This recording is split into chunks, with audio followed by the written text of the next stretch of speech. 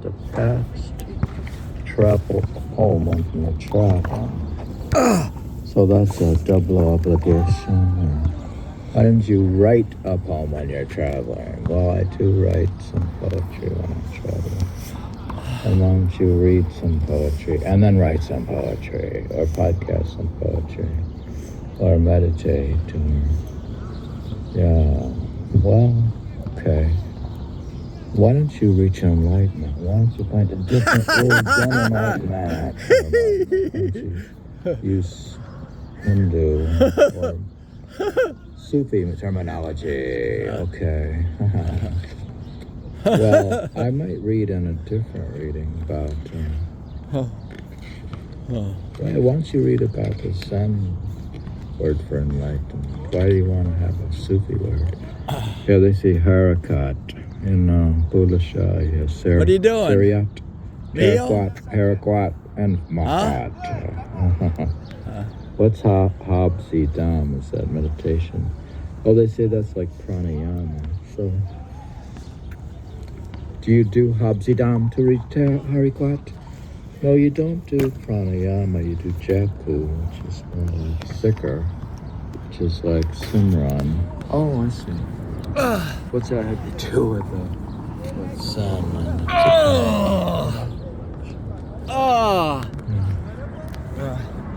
I'm trying to hide my virtue.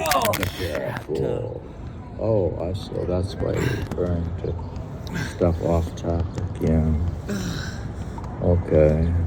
Then let's read from Sen Chu Show. This is chapter 12 of Travels with a Writing Brush. Classical Japanese travel writing. What? Oh, it's Rika Agua Fria? Did you do one already? Tampian? You finished? You did a shower? Oh, Fria? God. Are you gonna have a strong immune system? Why do you like porque you gusta frio, don't you? Well, I guess that's one way to wake up. Some people may finish. In Colombia, you don't know I hot caliente. It's all todo frio. Yeah, they don't have hot water. They no tiene hot water heat. They don't have hot water heaters, but they have these little electrical devices to heat it. Yeah, they know why agua caliente. The water just comes cold.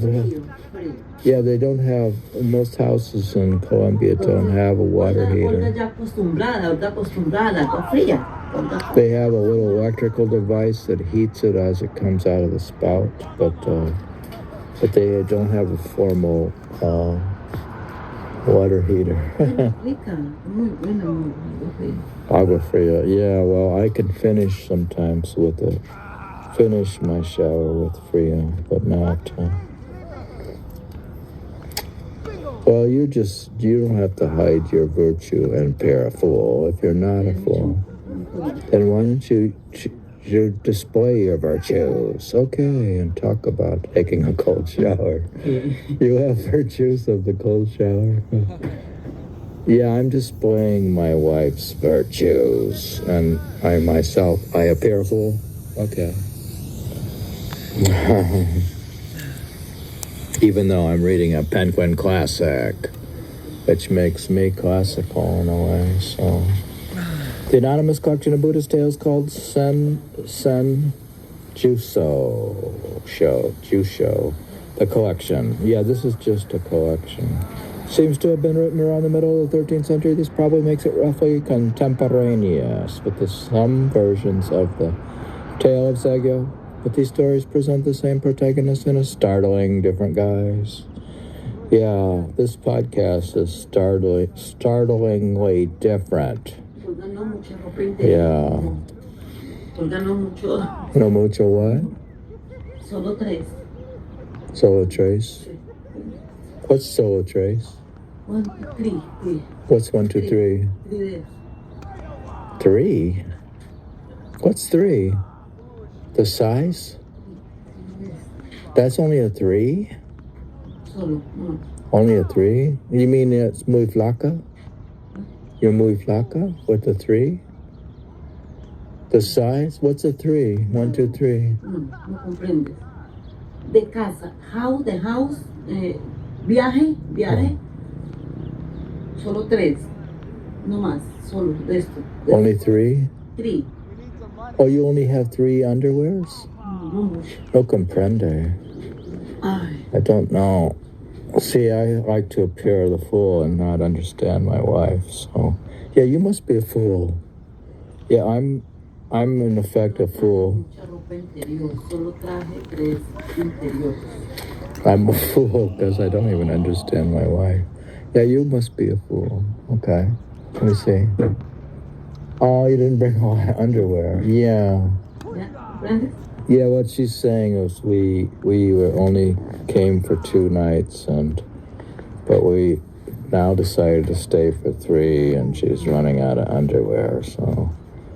Well, you appear a fool to be talking about your wife's underwear in a podcast. What kind of person are you? Well, it's structured so I do appear a fool. Okay. All right. This podcast is startlingly different. When the tale of Sagyo is primarily a literary work, where the tale of Sagyo is primarily a literary work and depicts Sagyo above all as the romantic figure of a wandering poet monk. Yeah, I'm presenting myself as a romantic wandering poet monk in this podcast. I know I'm romantic with my girlfriend, with my wife, and I am wandering in Cape Cod, and I am a poet. And I'm a part-time monk, and it's just in the morning. Yeah, for a couple hours in the morning, I'm a monk. Okay? I'm a wandering poet monk in this podcast. What? No underwear. What are you going to do more? You necesita Victoria's Secrets? Oh, my God. Victoria's Secrets? They're no good? Esto es muy good, esto es bueno. You necesita nueva brasier? Muy buenos estos así. What's that bueno? That one's bueno? Pero buenos, es que esos que compré no son tan buenos, no tan buenos. One can get underwear. One has a hard time getting absolute enlightenment, but one can easily... It's not hard to get underwear. You know, in our capitalistic society, a lot of people sell women's underwear. But very few sell this podcast. Very few people are even paying or listening to this podcast. What? Oh. No voy a ponerme esta, pero me voy a poner esta mientras cocino. Esta mientras cocino, me voy a poner esta. Yeah, I don't know about the clothing. You have moss clothing. We have... Esta para cocinar. You come prior a little bit, so... It's no problem. We can get some moss underwear. We'll go to Victoria's Secrets. So it's not really a secret, Victoria's Secrets. But I can expose the secret in this podcast. What? Bueno, ¿y un chocolate? Yeah, I like chocolate. Just chocolate is sin azúcar, meaning has no sugar. No sugar. Yeah. Yeah, my wife is like sugar, but I drink no sugar. Yeah, I've seen so many like on the Americans. There's so many. At least half of them are overweight, and I just hate so much the fact that they eat sugar, and it's a horror. To me, sugar is like the devil. Okay. Saranchu was written austerely in Buddhist intent, and Sagyo was transfigured accordingly in these tales. Yeah, I'm going to transfigure him in this podcast. In these tales, Saigyo is no more than a shadowy occasional figure behind the first-person voice of some of the stories. A wandering monk who writes, and with feeling of the saintly hermits he has encountered in his travels to far places. Yeah, I'm a wandering podcaster who podcasts with feeling of the saintly hermits he encounters in a book. In his travels to far places. Yeah, I did the same thing when I was in Colombia. I read a lot of, actually read Basho when I was traveling in Colombia. I read it with feeling about a saintly hermit while I was traveling in Colombia. What? Oh, the bueno? I like it a little thicker, yeah, but despite his peripheral and nebulous role, the implied presence of Saigyo as author of the work was enough to earn it an important place in the evolving Saigyo legends that proliferated during the following centuries. It was only in the early 20th century that I did quantitative linguistic analysis and got my PhD, and I figured out that the presumed authorship was definitively dismissed. Yeah, so I'm dismissing Saigyo in this podcast.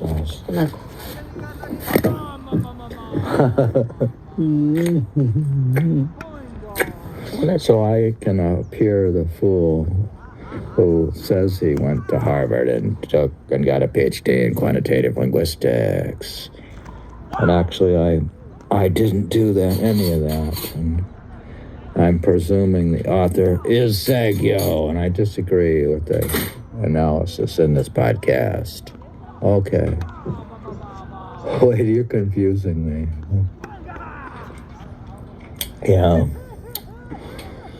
The presumed authorship was definitively dismissed. So I'm dismissing this as not being from Saigyo. Senjusho belongs to the world of Buddhist tales of Setsuwa that emerged in the late Heian period when Japanese Buddhism began to extend its reach beyond the temples and monasteries and reached America in this podcast. When Japanese Buddhism began to extend its reach beyond the temples and monasteries and strive to make itself more accessible and relevant to the general populace on the internet.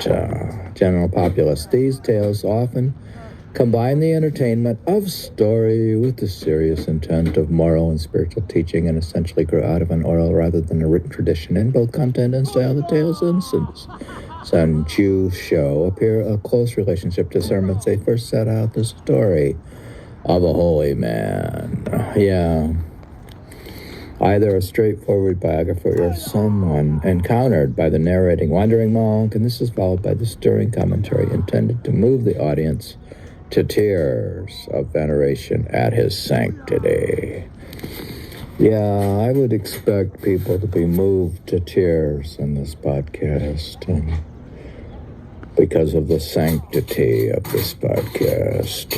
Yeah. They should be moved to tears just to be able to share drinking chocolate with no sugar. Yeah, it can be okay, the chocolate with no sugar. No, it's better. At least you can enjoy chocolate.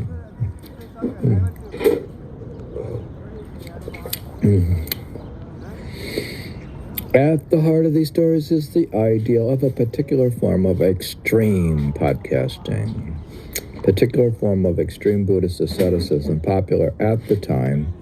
The practice of the whole solitary hermit who rejects the social world, including that of the temple, and immerses himself in the purifying powers of nature in Cape Cod. Purifying powers of nature, living alone and meditating in a cave or temporary shelter with only the bare essentials and clothing and food. Yeah, I don't know. We're not exactly like I can't say that I'm minimalistic in this trip in a way, because, oh God, I've got so many things in the car. What? It's good. Why not? Check it out. You look very nice. You lost no weight, or you're more más flaca, amor. You know, you're no muy gordo. You're muy flaca. Es que no estaba comiendo por las tardes, amor. You're not eating much. What? Pues al no comer nada en las tardes, no comer No nada. como nada? No, en las tardes. Yeah, she's just not eating at night, basically. Huh. She practices pretty much intermittent fasting without harping about it all the time. She's not like doing pull. She has the discipline. So I'm not hiding her virtues in this podcast, but her virtues I don't hide, but I appear the fool myself, okay? But like I said, we had a lot of things, essentials. Like I have beach chairs and a beach umbrella and a beach cooler, and I'm not a hardcore minimalist at this point, but I do have an old Prius, and the Prius doesn't seem to have died. It's actually got 44 miles per gallon coming here. I think it was just the jerky stop and go driving in Manhattan where I take off quick and go from white to light, and I get bad mileage. It's aggressive driving in New York that destroyed the mileage, I think. You're aggressive? Yeah. I drive aggressively, and I thought you were a meditator who was mild-mannered. Why would you drive aggressively? Well, ¿Qué? yeah, my mileage. The Prius is bueno. It's not. It's okay. The Prius okay. The mileage. The Cargar is okay. I don't know that it's finished. It's okay. Well, you're cooking. What are you cooking? She's cooking breakfast. So this podcast is about her virtues and my foolishness. Oh, okay. These men are frequently wanderers who have relinquished all attachment to the illusion of stability and home. Yeah, I had to give up attachment to the illusion of stability and home and sought out places that were particularly conducive to the act of purifying the heart and thereby attaining enlightenment. Wild seashores like Cape Cod and deep mountains were the ideal, although a hermit could, if necessary, practice reclusion surrounded by others. As does Shinpan in the story 5-9, as long as he remained undiscovered. Huh. Well, you could hide maybe in New York and remain undiscovered, I suppose. The key was to hide one's virtue and appear a fool as much as possible and to avoid all social interaction. So I'm publicly hiding my virtues and appearing a fool. The key was to hide one's virtue and appear a fool as much as possible to avoid all social interaction on the internet. Yeah, that way I don't have so many likes or followers in this podcast. So that's in a way, it's a way to hide one's virtues. Yeah. And they could always maybe